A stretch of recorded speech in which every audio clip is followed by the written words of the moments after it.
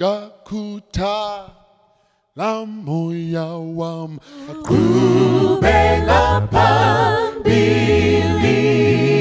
Maya shona Sezulwini Kutalelu Kwele Izwilika Kulu Eli kubizayo Linomvuzo Wakomkulu Yokuteleyo Efinila Ofagazi Onke kuso Bala Otwa inkenda Eize Ukonde pezulu Sindisi Kalisi Walololu Hambo So Pega Ezinyaweni Owetu Fuso Sindisi Kalisi Walololu Hambo So Pega Ezinyaweni Owetu Fuso So Pega Ezinyaweni Owetu Fuso Pega Ezinyaweni Owetu Fuso. Hallelujah. Azwai vana vaMwari, toda kutenda Mwari nekutisanganisa kuti tidzidzezve kubva pashoko rake. Tinotenda nekutibatsira kwavanoita Mwari mukati menyika inorema. Muimba anoti inorema iyi nzira, ine minzwa, inobaya. Asi anotipa karemedi, karesipi kekufamba munzira. Anotipfugama unamati. Tinorwa hondo naSatani. Usarwe uri wega. Panyika hapana zororo, asi pfugama unamati. Mwari wokudenga vatibatsire. Mwari wokudenga vatikomborere. Apo tichaverenga kubva mukati mebhuku raJeremia chapter 17 pavhesi ya 7. Tichaverenga shoko raJehovha richisvika kuna Israeri kuburikidza naJeremia. 17 Jeremiah verse 7. Wakaropafadzwa iye munhu unovimba naJehovha, wakaita Jehovha chivimbo chake, nokuti uchava somuti wakasimwa pamvura, unotuma midzi yawo kurwizi, usingatyi kana kupisa kuchisvika, asi mashizha awo achava matema. Haurangariri pagore rokusanaya kwemvura, kana kurega kubereka zvibereko zvawo. Mwari vaise chikomborero pakuverenga kweshoko ravo nekusingaperi. Amen. Ngatinamatei. Baba vari kudenga, ndokutendai nekuverenga kweshoko renyu pakati pedu rakafemerwa naMweya Mutsvene. Tibatsirei pakududzirwa kwaro, ritidzidzise, ritirayire, ritirange zviri mukururama, rigotikwanisira mabasa ose akanaka. Takatarira tariro inofadza yekuonekwa kwamuponesi wedu Jesu Kristu. Iwo munamato wedu muna Jesu nokusingaperi. Amen. Jeremiah anonyora achipa mufananidzo kumunhu anovimba naJehovha. Anoti wakaropafadzwa munhu unovimba naJehovha, nokuti munhu wakafanana nomuti. Muti uyu manje wakasimwa pahova dzemvura. Nokuti wakasimwa pahova dzemvura, muti uyu unotuma midzi kumvura zhinji. Saka una advantage muti uyu pane imwe miti. Advantage yawo ndeyekuti kana kopisa iwo haurangariri, unoti care, I don't care. Muti uyu doesn't care when heat comes. Even in the year of drought, this tree does not care. Whether there is drought or not, doesn't care. Why? Its location, its position. The tree is not just positioned anyhow. The tree is strategically positioned. Positioned by the waters. Hallelujah, church. Muti uyu wakamira panzvimbo. Ndonzwa vaimbi vechiKristu vachitimira panzvimbo, vatio vachifamba. Kumira mbikana, hakusi kufamba. Kana zvaipa vanopanana mazano ekuti chimbofambani. Zvino pano pari kudiwa vakamira vanowanikwa varipo. Ndingadakara kanoti gomera uripo. Kanoti gomera uripo kari nani, nokuti kari kuti usabva panzvimbo strategically positioned. Ozakule maposition soka ekuti ukange uri ipapo so unongobenefita nekuda kwepawakamira. Unozada ndakamboti rimwe gore ndangodarikawo nepaipindwa basa, tikaona vanhu vakamira nguva yaipindwa basa, vanhu vakaisa zvitu pamberi, paisabvunzwa maresults eform 4 kana form 2. Paingonzi une chitupa ndiye unopinda paindastry apo. Ndorangarira ndangodarikawo nepo panzvimbo richipindiwa. Ndobva ndaona vanhu vachigashidza zvitupa. Neniwo ndaiva nacho rombo rakanaka. Kubva ndachiburisa ndokupinzawo ruoko napaburi refensi napaburi rewaya dziya dzina maburidzo.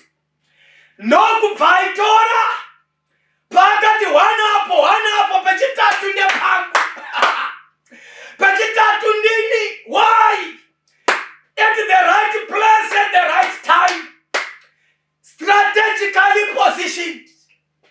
But chakazondinetsa tamkati. There was something in common. Pavanhu vanga vatorerwa zvitupa pawaya. There was something in common.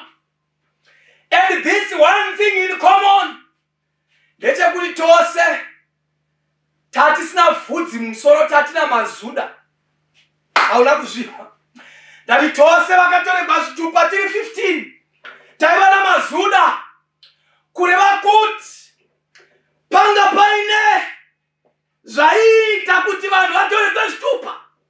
Waitora waiziva metsi yake, waiziva kuti ndichatarira une chitupa maoko. Number 1. Number 2, une zuda nechitupa. Iye ndiye waitorerwa chitupa opinzwa basa. Inonda ndakazvigererawo zita rangu kani vasikana. Handaumenge ndaziva kuti ndoge muriko. Kubva ndapfuura nepanzvi panguva yakafanira vandalipinda. Chitupa ndaiva nacho, zuda ndaiva nacho. Strategically positioned in the right time, in the right place. Blessed is the man who trusts in the Lord.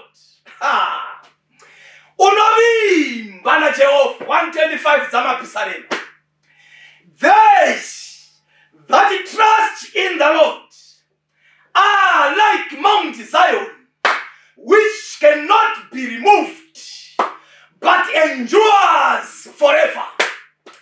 Just like the mountains are round about Jerusalem, so the Lord encompasses his people from henceforth until forevermore. Sezakaita Jerusalem ndika rakakomberedzwa namakomo. Ndo zvakaita Jehovha achikomberedza vanhu vake kubvira panguva ino kusvika pakusingaperi. Saka chinotsvakwa chii? Vanomira pana Jehovha. They that wait upon the Lord shall renew their strength. They shall mount up with wings like eagles. They will run and not get weary. Even if when heat comes, Jeremiah not, kana kopisa watete. Panyika pano, pane nguva dzokupisa, pane nguva dzokutonhora, pane nguva dzokunaya, pane nguva dzokuoma, pane nguva dzokuguta, pane nguva dzenzara, pane nguva dzokuchema, pane nguva dzokufara. Vakaropafadzwa, vakafanana nomuti wakamira pahova. Iwoyo muti uyu kana kopisa, care, I don't care. Nokuti ndina Jehovha, iye mvura youpenyu. Ndakarwadziwa Jehovha atsa zvitema zvandiwisira pasi. Ndokumbochema ndiri mumatope. Vachitenzi wakandiburitsa kunze. Kubva andiburitsa mumatope. Kubva andimisa padombo. Nhasi wandipa rwiyo rwekukudza. Haleluya. Saka chandichaita chii? Kumira pahova dzemvura, kudzika midzi muna Kristu, kuti kana kopisa. Rega ndikuudze mdikani. One preacher man said this statement, and I quote, "It is difficult to differentiate between an evergreen tree and a shading tree during summer." Hauna kuzviwa. Close quote. Zvakaoma mdikani kupatsanura muti unokuzhumura mashizha neunoramba una mashizha. Kana riri zhizha zvinonetsa mdikani kupatsanura kuti uyu muti uyu unokuzhumuka mashizha, uyu unoramba uri mnyoro. Kune vakapfumvutira, kwete nokuti vakapfumvutira, but nokuti kuri kunaya. But zvohwisisika kana madenda arova Job kuti unomira ere pana Jehovha. Kana ganda rotsigwa neganda, nyama ichitsigwa nenyama, ganda richirohwa namaronda, ndopaanotaura. Ndozviziva mudzikinuri wangu mupenyu. Chakavanzika chii chaJob? Kuziva pekumira, kumira pahova dzemvura. Nyangwe kopisa unoramba akapfumvutira. Nyangwe vakatora pfuma unoramba akapfumvutira. Nyangwe akatorerwa vana unoramba akapfumvutira. Rega ndikuudze mdikani, vakaropafadzwa, vakafanana nomuti wakamira pahova dzemvura. Vakaropafadzwa, vanoramba vaina Jesu. Nyika ichiwira pasi, vanoramba vari muna Jesu. Ikonomi yakadonha, vanoramba vari muna Jesu. Mazvirwere zvichirova, vanoramba vari muna Jesu. Nzara ichiuya, vanoramba vari muna Jesu. mabasa achipera, vanoramba vari muna Jesu vakaropafadza, nokuti vakatuma midzi kwakadzikadzika kwemvura, kana kopisa mashizha anoramba ari matema, vanoramba vachibereka zvibereko. Hazvina mutsauko kuti kwakapisa, zvagumi zvavo vanodzorera, zvipo zvavo vanodzorera, nyangwe kwane nzara havatsvaki unovakwirira kumurayi kunovadzidzisa zvinoitwa. Nyangwe kwakavharwa chechi nokuda kweCovid, ivo vanopinda nokuti vakasimbira kuna Jehovha. Vanotaura pachena kuti ndinomira kuna Jehovha, ndiye dombo ndiye nheyo, kumwe kwese konyudza ndokavanoimba uku, ndokutevera muponesi kwese kwandinogara. Kana vose vakusiya, kosara ini ndiri hwani ndichikutevera. Kana panyika vakanzi varega, ina handiregi kunamata, nokuti nondotenda tozivana. Pane chataimba tichikura, chigwiwa chikorasi, rega ndikudzi, chaiti ini naJesu wangu tabvumirana, tatenderana, tataurirana, takaita chisungo, tabva tawirirana, tikabva tanyorerana, tikabva tasainirana. Rega ndikutaurire, kana kwawirirana koitwa zvibvumirana pakati paJesu nemutendi, ngapashayikwe munhu kudenga napanyika. Chii chingatiparadzanisa nerudo rwaMwari? Kurwara here? Ngapashayikwe chirwere? Vanhu here? Ngapashayikwe munhu? Rega ndikuudze munikana, nyangwe pakashayikwa munhu, mukomana para John chapter 8 anotaura, paJohn chapter 5 anotaura kuti tenzi 38 years ndiri pano ndachishayiwa munhu. Nyangwe pakashayikwa munhu mani hana kubva padziva parombo rakaipa, rombo rakaipa kune vanoti vakashayiwa vanhu, nokuti vange vakamira pavanhu. Pakashayikwa vanhu vanodzokera kumashure, pakashayikwa vanhu kuchechi vanodzokera, pakashayikwa vanhu mupenyu hwavo, they quit life. Quitters are losers. Vakaropafadzwa, vanomira pana Kristu, vakatuma midzi kumvura, kana kopisa vanoramba vakatendeka. Rega ndikukurudzira mbikana, nyangwe zuva rikapisa, matambudziko epanyika akapisa, zvirwere zvikabaya, vanomirira Jehovha vachapiwa simba idzva, vanomhanya vasinganeti. The race may be long and the terrain may be rough, but they that wait upon the Lord shall be renewed their strength. They will run and not get weary.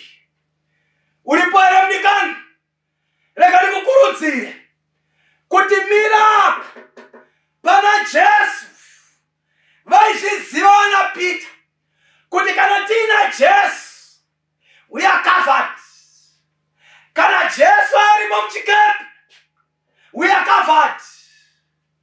Saka vaitoziva kuti no water can swallow the ship where lies the master of ocean and sea.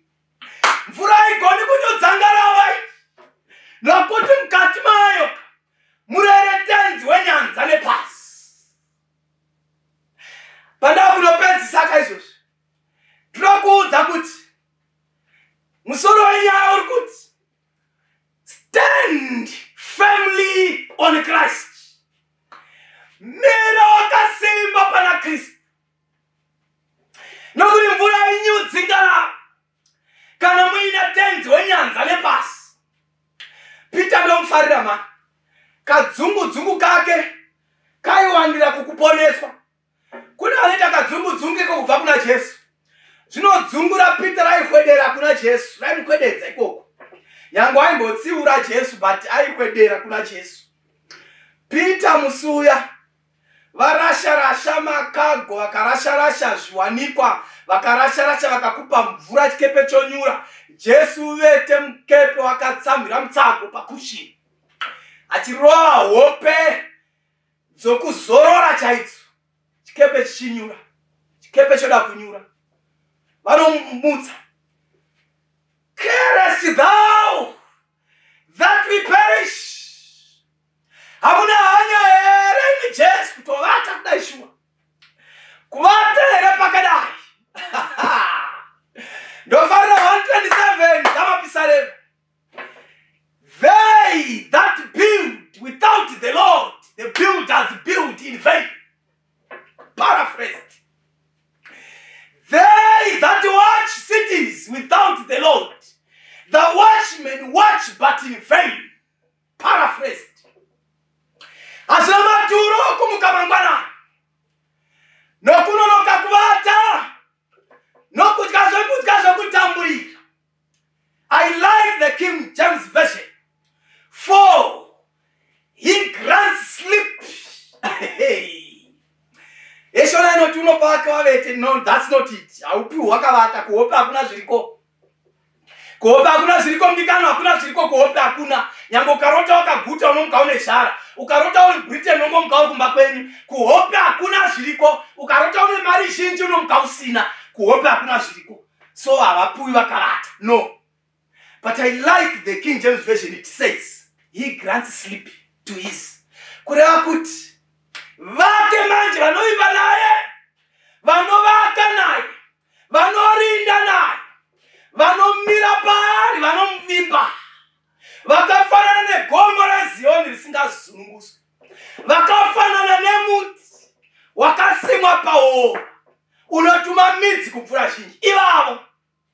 They can afford to sleep even though the earth turns upside down. They are sure that my Redeemer lives. They are sure. Trust in Jesus, standing on Christ, requires the following.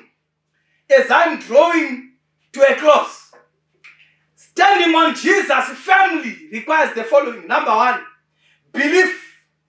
You need belief, strong dedication, devotion in Jesus.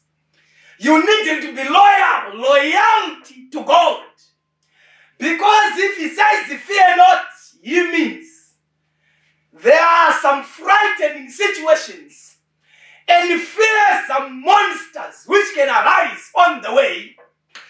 But they that trust in the Lord, they who are planted like a tree by the rivers, they don't care. Whether a monster of the caliber of Goliath, of Gath rises up, they don't care. Like David, they approach the throne of grace with confidence.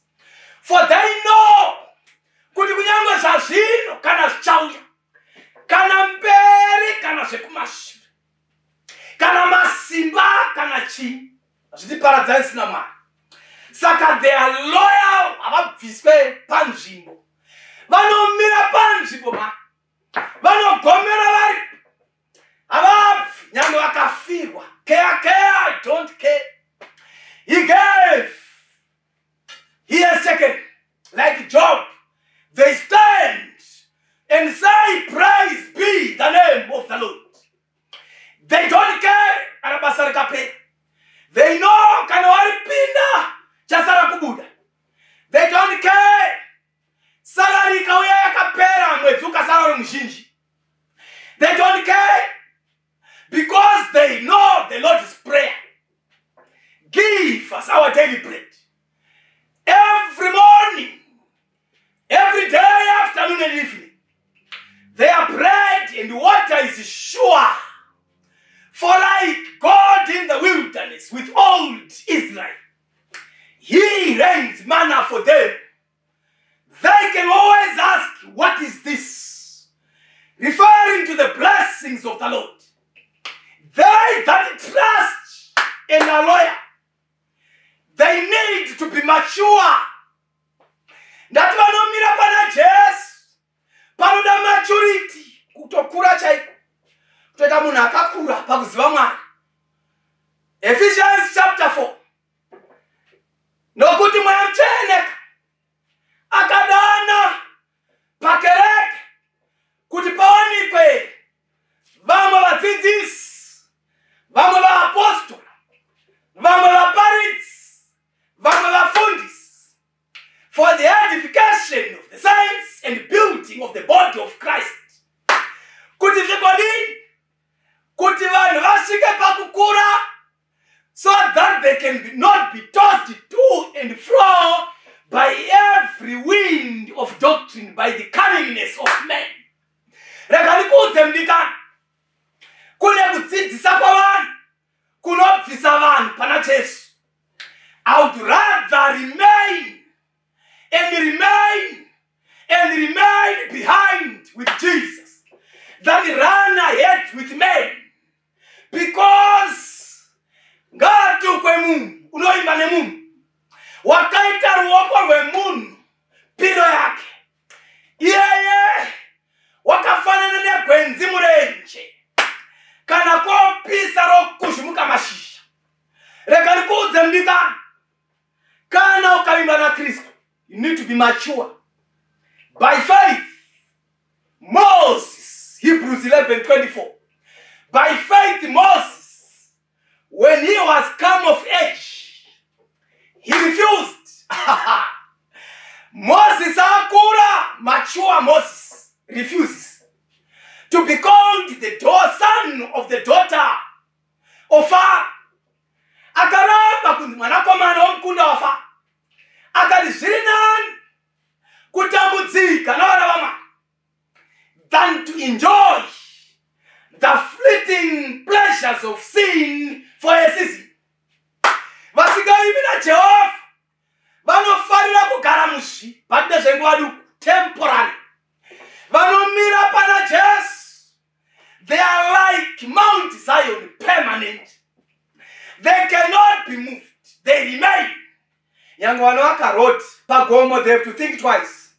Vangatowana nzira yekugadzira boterekwa, yekugadzira kuti vakwire kukwira gomo upoterera aripi zvekumhanya. Ndati vanovimba naJesu vakafanana nevakafanana negomo, havabvi zvekumhanya pana Jesu, havabvi. Yangu vakafiwa havabvi, yangu vakarambwa havabvi, basa rikapera havabvi, vakarambwa nevakomana havabvi, muchato ukaramba havabvi, vakashayiwa mberekwa havabvi, kukarwariwa havabvi, zvenyika inosvika varova havabvi, vanorambira pana Jesu. Vakafanana naDhanieri anoshayirwa mhaka kumwe kwese, onzi bheta kumuwanira pana Mwari wake, vanowanirwa pana Jesu. Havabvi, vanomira vakasimba. Terambika kumira pana Jesu kunotsvaka kusiya zvakaipa. Psalm 1 verse 1. Akaropafadzwa munhu asingagari panogara vadada, asingagari panorangana vakaipa. Iyeye unofananidzwa nomuti wakasimwa pahova dzemvu. Tera verse 3. Uchafanana nomuti wakasimwa pahova dzemvu, unobereka michero yawo nenguva yawo, mashizha awo haasvavi, chinhu chipi nechipi chaanoita chichaendeka, kana achivimba kana achisiya zvakaipa. Vanoimba naJehovha havararami muzvivi, they shun evil, vanotiza zvakaipa saJobho, they eschew evil. But muparidzi inoti, a wise man sees evil and runs away, but a fool sees evil and walks straight into it, only to regret later. Vachitiri vanhu venyama, but vakasimwa pahova vanotiza zvakaipa, nokuti Jesu unovapa a discerning spirit. They can discern evil. Kuti zvimakekekeke zvondoitirwa kubasa izvi, pane unenge orerekera kwandiri, saka vanogara vazviexcuse, vanozvitarira vazvona kuti mafevha tondoitirwa uku, pane ondicherechedza, pane onditaimira, vanotiza ini tikandopinzwa kuti pane zvoda kuitika, saka vanotisa zvakaipa. Nokuti kana kopisa vanoziva kuti kopisa, vomira pana Jesu. Teramdika, kumira pana Jesu kunoda courage. 2 Timothy chapter 1 verse 7. Nokuti Mwari anotipa mweya wokutya. For God did not give us a spirit of fear, but of power and a sound mind. But wesimba nepfungwa dzinonyatsoshanda. Rega ndikuudze mdikani, vanovimba naJehovha, even though the storms will brew and blow, but they fear not. They are courageous. They can take circumstances and challenges head on, trusting this, that the Lord is with us. For he said to them, Lo, and behold, I am with you unto the end of the world. Ndakuverenga bhuku randinofarira, Evangelism, as I close. Page 361. I'm reading. The Christian is to be rooted and grounded in truth, that he may stand firm against the temptations of the enemy. He must have a continual renewal of strength, and he must hold firmly to the Bible truth. Fables of every kind will be brought in to seduce the believer from his allegiance to God. But he is to look up, believe in God, and stand firmly rooted and grounded in the truth. Mukristu muka tenza kutuma neno neminondo maoko enda usangane nemwedzi shinga mira segamba wakatarisana nemando firmly rooted in Christ the solid rock. Anibve zvekumana pana Jesu, nyangwe Satana akatuma mafables and heresies, vakataura interpretations anoita kungecho kwa desprofita. But I'm firmly rooted. My roots are further and deeper and anchored on Christ the solid rock. Pane chataiba chikwiyo. In times like this, we need a savior. In times like this, we need an anchor. Be very sure. Be very sure. Your anchor holds and grips that solid rock.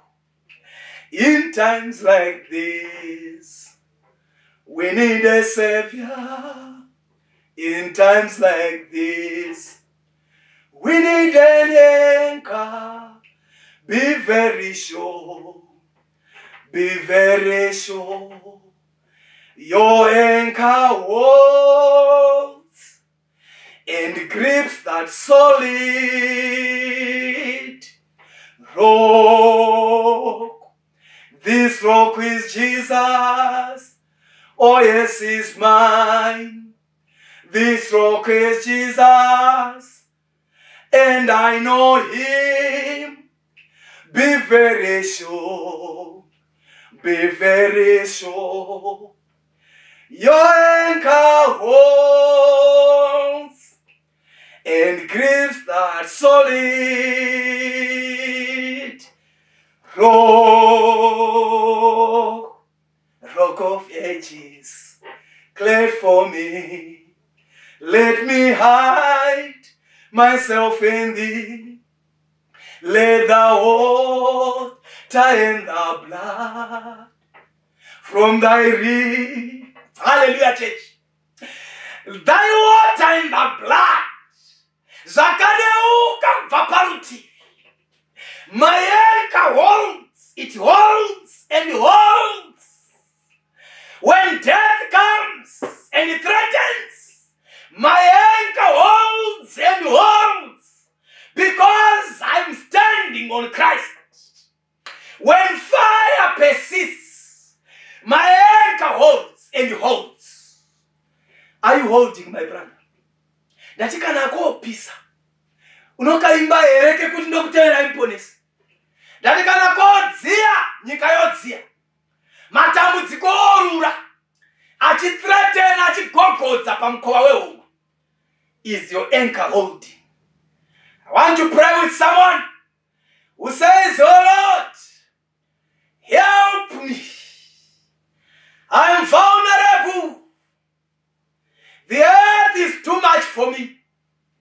Trials and tribulations beset me left, right, and center. But I want to holding on and firmly grasping the faith of Jesus Christ. Rooted in Christ, solid. Just like wind blows on the mountain. If I'm in the valley, help me to stand, for the God of the mountain is the God in the valley. If it is your prayer, raise your hand. I'm praying with you. This is an assurance. I'm giving you an assurance, my brother. Try Jesus. Don't stand on fables of men. Stand on Christ. You are assured of success. I'm praying with you. Father in heaven, thank you for a place prepared for us to find a footing. The ground is slippery everywhere. Actually, the sand is sinking. The worldly centers are failing to hold. But there's a center in heaven.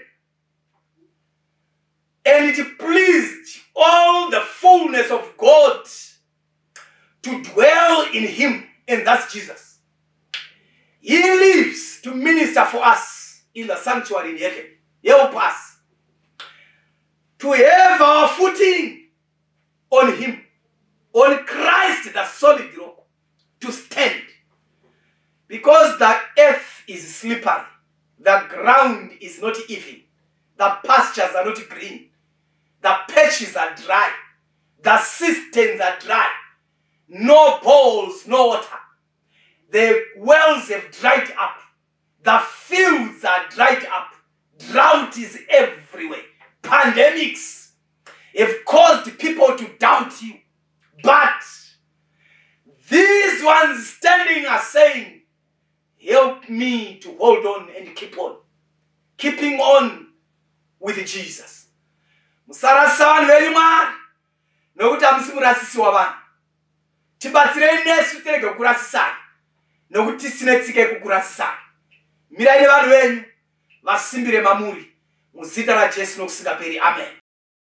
Tine ukama, tine kufara kuza, miramu mawoka ake, chikamorero runyararo kuza, miramu mawoka ake,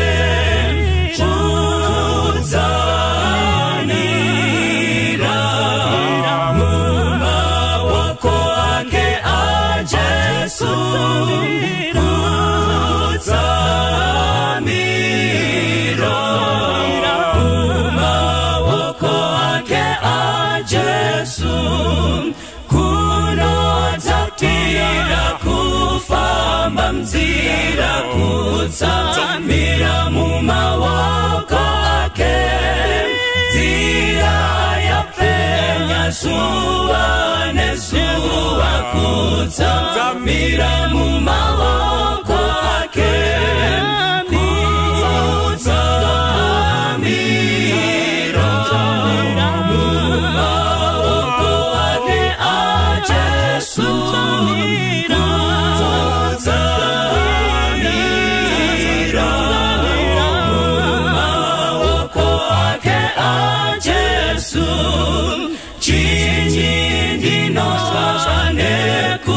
tizira kutsamira mumaoko ake gerunyararo ntenzi wapedwa kutsamira mumaoko ake